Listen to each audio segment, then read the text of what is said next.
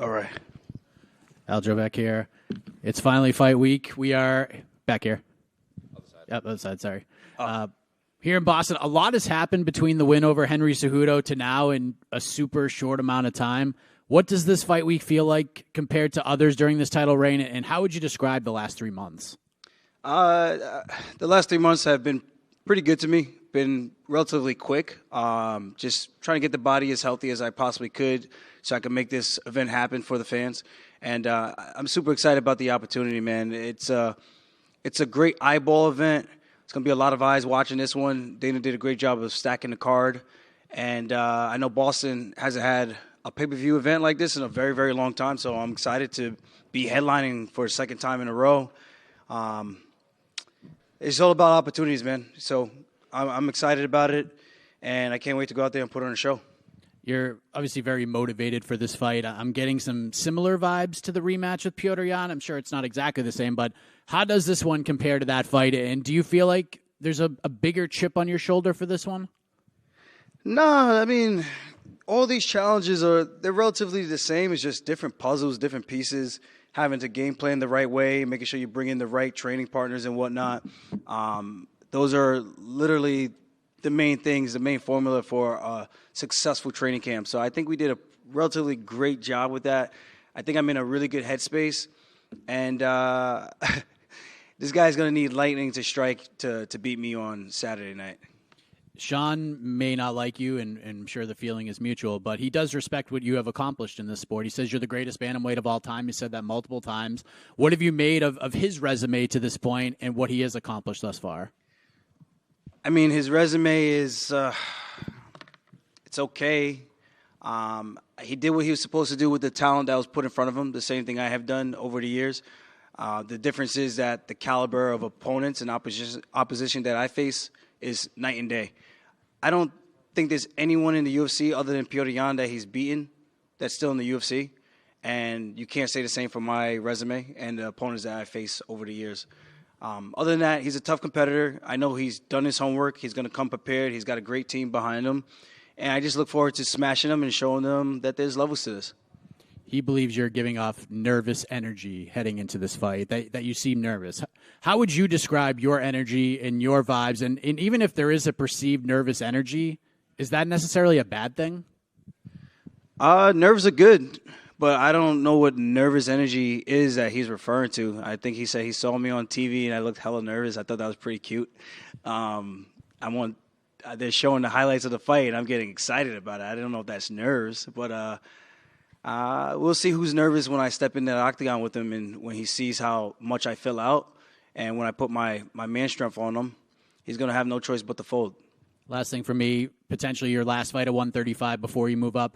If all goes well on Saturday, do you feel like you are leaving this division in a good place with Merab, Sean, Henry, Sandhagen, and some of the other veteran and up-and-coming fighters climbing the ranks? And who would you match Merab up with if you could wear the matchmaking hat? It's like that commercial, "Are you in good hands?" You know, the Allstate commercial. So I think he's in very good hands with Merab. If there's a matchup, maybe Sandhagen or Henry Cejudo. Those are the only two that really make sense at this current moment. We'll see how Cheeto does with Pedro Munoz and go from there. Obviously, Sandhagen beat him, but Sandhagen's getting surgery. So it's a very interesting position. And obviously, Umar is out as well, getting surgery, just having his surgery, I should say. So I think it's Merab and whoever he feels fit. Aljamain, Sean has said leading into this fight that, he believes the weight cut is going to affect you. Henry Cejudo said the same thing. Do you think these guys really believe that the weight is going to compromise you, or is it just that they need it to sort of rely on something to motivate themselves? This is what I've been having. So I don't think there's any weight cut that's going to be an issue for myself, you know. So if these guys are banking on me missing weight, over what history, what track record do I have of ever missing weight? So if you want to bank on, he's going to have a tough weight cut. Henry did the same thing. I wonder where's Sterling. He's probably still cutting weight. Like, dude, you're a flyweight coming up to 35, you know? Life is good for you. So, of course, it's going to be a little bit easier for him. It's always tough, but I make the weight like a professional, and I always show up on championship weight, and I think I'm under. So if that's what he's banking on, good luck. Don't take that luck to the casinos because you ain't going to win. And I can't wait for Friday. Weigh in, and then we're just one step closer to smashing this dude and going out there and having my victory tour. There's a lot of talk about Sean O'Malley's star power and how he's got the it factor and he's like this guy that the UFC can see putting money behind. Do you see an it factor in him, or do you just think it's the machine pushing him that's given him this sort of platform to say he has that it factor? I think if anyone had the same Snoop Dogg promoting their fight after coming off the Contender Series, I think anyone could have become a superstar like that overnight because it's hype. It's hype, especially when you're going out there and you're fighting other guys that should not be in the cage with you. It's easy to stack up the resume and get these highlights. I mean, I'm finishing guys in the top 10, top 15. There's a significant difference in doing that against caliber opponents versus guys who just aren't in the show anymore. There's a reason why they're not in the show anymore. I'm not saying that they can't get back, but I'm just calling the facts how it is.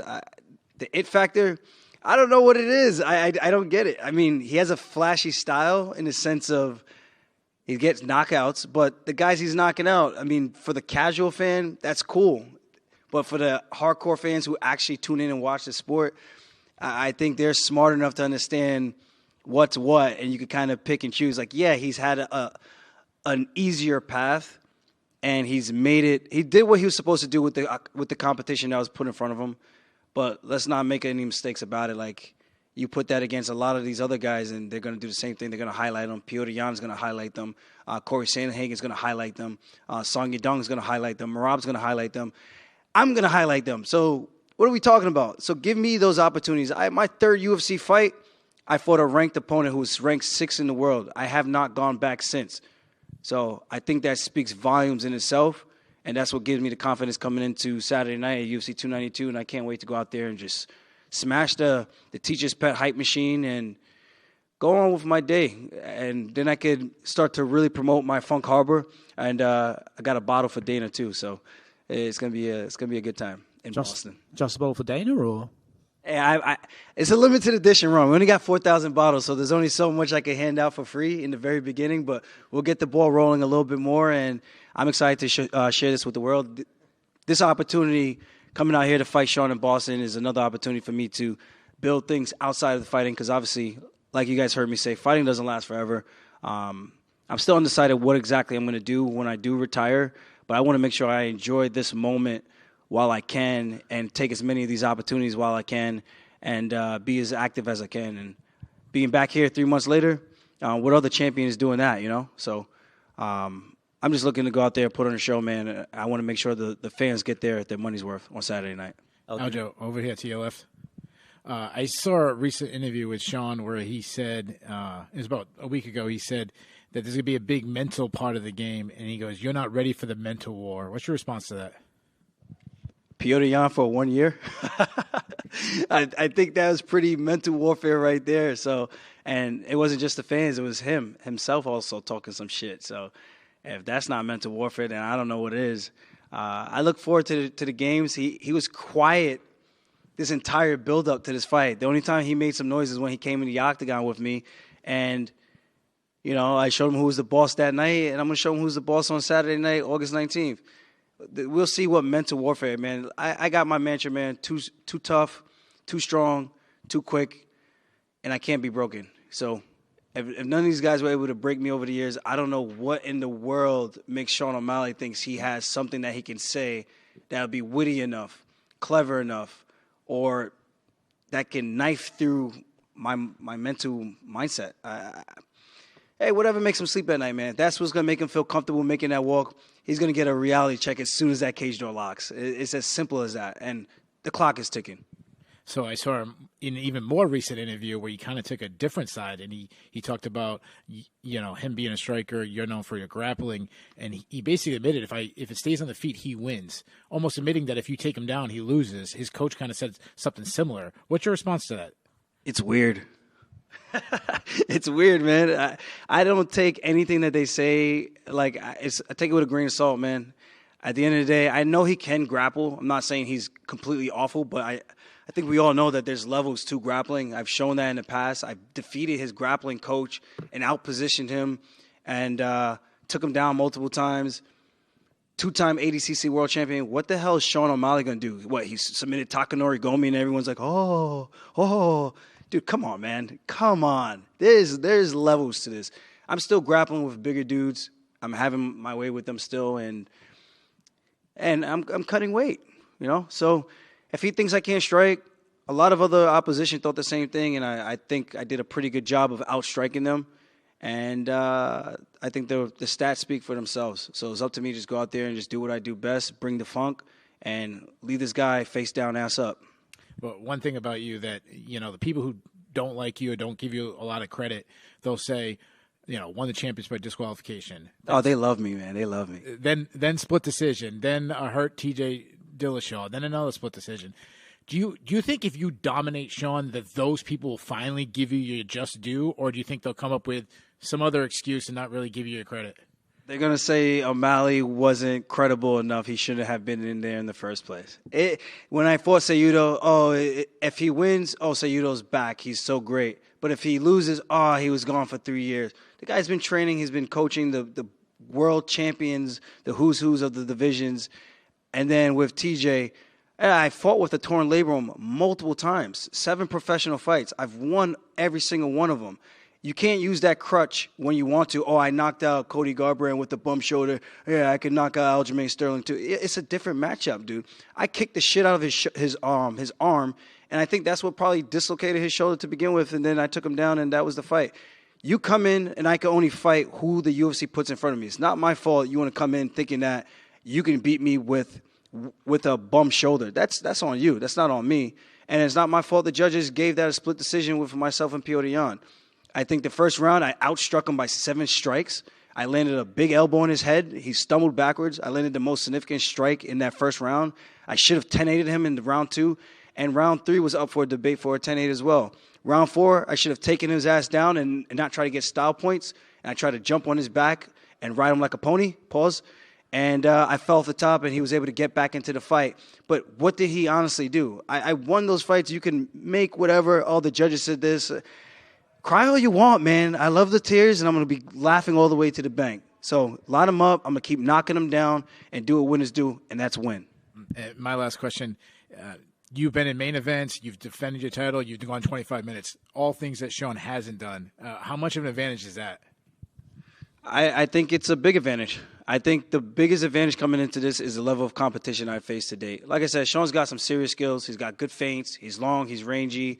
I think he's going to be the first opponent that actually has a longer reach than me. I'm 71. I think he's 72. You know, I've acknowledged all these things. He's got good front kicks. He does good spins. I hope he does spin so I could take his back. So he does a lot of good things really, really well. And it's a dangerous test. But at the end of the day, I think my competition is going to show. My fight IQ is going to show. And we'll see where he's really at. This could be an opportunity for him to solidify himself and shock the world. And this is another opportunity for me. So for the UFC, it's a win-win. They get a huge star in Sean O'Malley. I win. I think you get the eyeballs that Sean O'Malley brings. And I think it just welcomes the entire world now to the Funk Master era. And I think that's what it's all about. Finish this guy.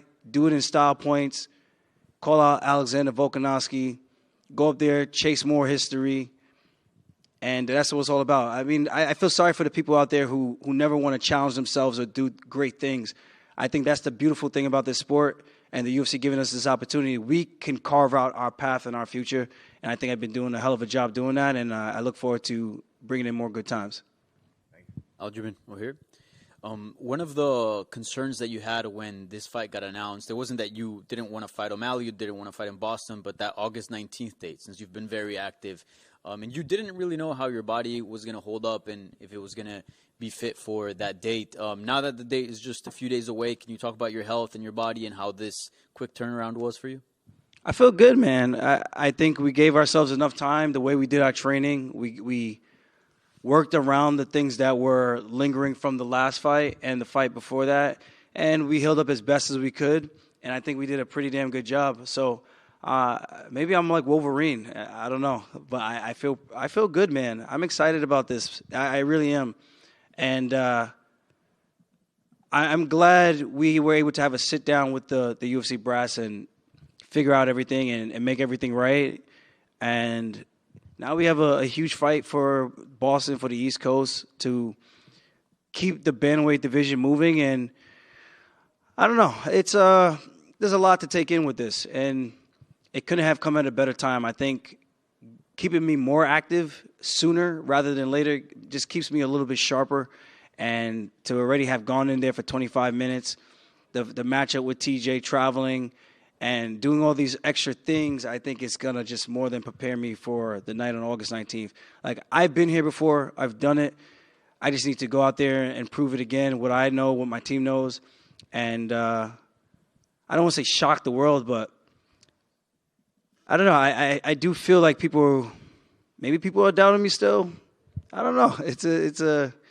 This is a good opportunity to really just solidify my legacy and everything that I've accomplished thus far. Is Saturday night your last fight at 135 pounds? I'm going to wait till the fight's over, see how I do. I do plan on thoroughly smashing this dude up, something serious. And after that, maybe I'll drink a couple Happy Dads. They'll give me a sponsorship instead. And maybe the Nelk boys will be hanging out with me and dropping Sean. We'll see. But we'll see how this fight goes. I do my job. I do it with style points. I'll be looking at and having my sights at 145. Yeah. And right now, Volkanovski has no title defense booked. A lot of people think that Ilia Topuria is next. Do you think you can surpass him and end up fighting for the belt next at 145? I think the timing could work out. It just really depends on how this fight goes. I mean, maybe Sean is so well prepared that this fight ends up becoming a war more than I expect it to be. You know, I'm expecting the best Sean O'Malley to show up, proper takedown defense. I'm sure he brought in great guys. Even though he said he hasn't, I'm sure he's not that dumb. I'm pretty sure he brought in some high-level training. He's brought some good wrestlers in. And I know some of the wrestlers that he trains with. So we'll see. We'll see how the fight plays out, and we'll go from there. I don't like to count the birds in the bush, man. I like the birds in hand. So let me deal with this, get through this guy the way I think that I can, look good doing it, and then from there I think I'd be hard to deny. Yeah. And just last one, since you have your eyes on 145 and that's like something you want to do in the future, if Volkanovski does end up defending the belt against Ilia Topuria, how do you see that fight going, and what do you make of Ilia Topuria, who's been a rising contender in that division, and it seems that he's the next guy in line? I think Ilya is really, really good. I think he's dangerous boxing. I think that's the difference between him and Volk. But Volk's got some really good feints, footwork. Ilya's more stationary, typically tends to just walk you down, put the hands on you. He's got good anti-wrestling. So I am interested to see how that fight goes. They're both relatively the same height, same size. I do lean towards Volkanovski because I think he just mixes it up a little bit more than Topuria. If Topuria adds in those kicks, I think it makes his game a little bit more well-rounded, and it brings a different wrinkle to the game other than just training for boxing, where Volk just has to stay on the outside, touch him up with calf kicks, inside leg kicks, clinch him up the way he did Jose Aldo when they fought. And that can make things tricky for Topuria. So Topuria has to do his homework if he wants to get his hand raised in that matchup. And Aljo right here. You mentioned right here. You mentioned you expect to see the best Sean O'Malley possible on Saturday. With all the hype and all the Dana White privileges, you called it, and stuff like that, I guess how good do you feel like the best Sean O'Malley is? I mean, I've dealt with difficult guys who are hard to take down, guys that get used to me. You know, I've trained with the Basharat brothers, both of them. Julian and Rosa, really big frames, a little bit heavier. Some of these other guys back home from Long Island, from the Cerro Longo fight team, and I like to think I'm doing a hell of a good job in the sparring sessions with these guys, and I would imagine O'Malley won't have the same looks that I bring, and obviously I won't have the same exact looks that he brings, but that's what makes this matchup very, very interesting and intriguing. You know, can I get inside without getting sniped, and is he as accurate as he thinks he is? And then the other part is how good is his takedown defense and how much time he's had since his last fight to improve. So I look at all these things. I factor them all in. I'm going to be safe. I'm going to be calculated. And when it's time to take risks, we're taking some risk. Aljamain, you talked about challenging yourself on your journey, it's incredible to think back 8 years to February 2014 and what you've done since then. And then you look at Cody Gibson, who hasn't fought. It's almost been 8.5 years since he last fought in the UFC. I know you guys had your debut together. Can you touch on his Ultimate Fighter experience? I mean, you guys have really unique history that you both had your UFC debuts against one another. Yeah, we both took the fight on short notice. I was supposed to fight Lucas Martins, then he pulled out. Then I believe I was supposed to fight Brian Caraway. No, actually, Brian Caraway pulled out. I was supposed to fight Lucas Martins. Then Lucas Martins pulled out. Enter Cody Gibson. I was drinking a beer when I got the UFC call.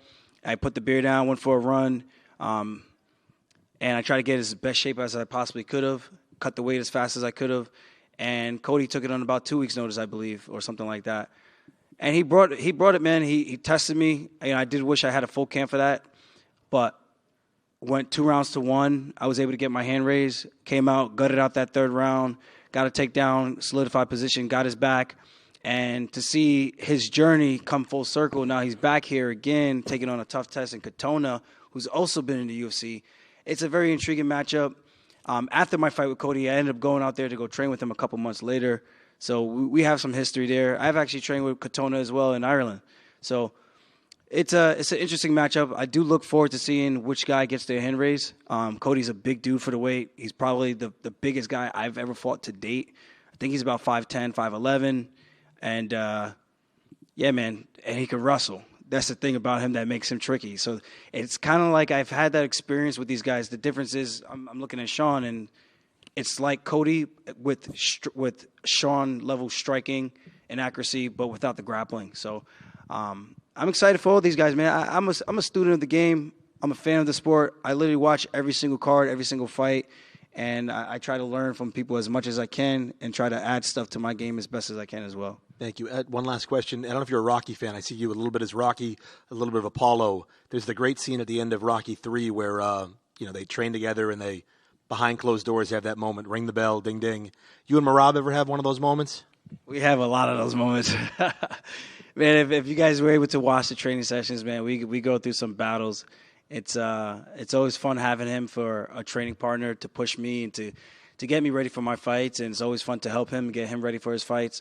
Iron sharpens iron, man, and now we got another guy in the UFC at 135 in Pampos. We call him Pampino. He just got a big knockout in 1 minute of the Dana White Contender Series yesterday. So, man, everything's looking good, man. I think that the formula's been working for us. The sky's the limit. And, yeah, maybe we'll have a rocky moment in this fight with Sean. We'll see. I do think this is going to be a potential fight of the night candidate, but it's my job to go out there and make it look as easy as possible. My last one, I promise, about Merab, too. It's such an intense moment, and he's such an intense guy and hard worker, and you have that moment with O'Malley at the end of 288, and then you watch the film back and you see Merab in the jacket, Sean's jacket. I mean, you have to crack up, right? It was funny, man. I didn't realize that was going on. I thought they were just trying to jump on my boy. So I was like, "Yo, what the fuck?" And then I saw afterwards. I was like, "Oh, he took his jacket," which is hysterical. I thought it looked better on Merab anyway. Yeah, but yeah, it was a good time. Good times. Thank you. Keep it over here, champ. So you were just talking about Pampos, and Dennis Bazuki just got the call up too. So with all the law MMA talent in the UFC, what does it mean to represent them as their UFC champion? It's inspiring, man. It's cool. It's humbling. Just to see where these guys are going with their own journey. I know what it took for me to get here. All the long nights, the extra training sessions, the extra runs, just having faith, hoping that phone call will come. And now they're in the same position, being able to carve out their own path, their own legacy, their own journeys, and they're doing it their way. And that's the most appreciative thing I can say. I didn't necessarily have that coming up, so I try to share my knowledge as much as I can to these younger guys because it goes a long way, man. This way, instead of trying to figure it out, you still got to do it your own way, but it helps you kind of get a little bit more guidance on which way you should go, who to look towards, who you can bounce questions off of, and really get some proper insight on how you're doing things with your career. I just try to give them as much guidance as possible. 2 guys in the UFC, Dylan Montello, the quiet man, coming up, I think in early October for the Contender Series. Charlie Campbell on the short list. He was killing that guy, Chris Duncan, then kind of got over anxious, got caught. Duncan's doing well in the UFC, so how well can Charlie do in the UFC? We got to kill his row, man. There's so many guys coming out of this small gym right there in Long Island. We don't got the fanciest equipment. We don't have fancy mats or cold plunges or any of these things at our gym. It was just hard work, Long Island attitude, and we just don't give a fuck, man. Thank you. Aljamain, you talked about Sean's past competition, and, with his last fight, you guys do have a common opponent. Was there anything in that fight that stood out to you that you could either hope to exploit or solidified about your game plan for Sean? Sean's he's got some takedowns. He's got little tricky things that he does. There's not much I could take away. It's a relatively close fight. I mean, he cracked Jan. Jan was able to stay on his feet, make him miss after that. Then Jan does what he does best. The same way he caught me. He kind of lulls you to sleep, and then hit him with a nice 1-2 from southpaw and dropped him and beat the brakes off of him that round. There's some openings there for the striking. Obviously, I'm not looking to sit there in the pocket and trade with Sean. I don't think Sean even would want to sit in the pocket. He's more of a touch and go kind of guy, kind of similar to myself. So there's some things that I see that he does well, some things that I do very similar to him, and it's how can I exploit that? If I were him, what am I thinking that someone's looking to do to me? And then if I'm the opposition, which I am, how can I capitalize on this? And what is Sean going to be doing to try to tighten up some of those holes? And that's the best way I can approach the game. So I think it was a good fight. He showed a little grit in that one. And that's really it. Credit where credit is due. He won the fight, not by much. I personally thought Jan won, but he won the fight. I'm not the judge, and he's here. Thank you. Good. Thank you, guys. I'll make sure I have some Funk Harbor for you guys. Let's go.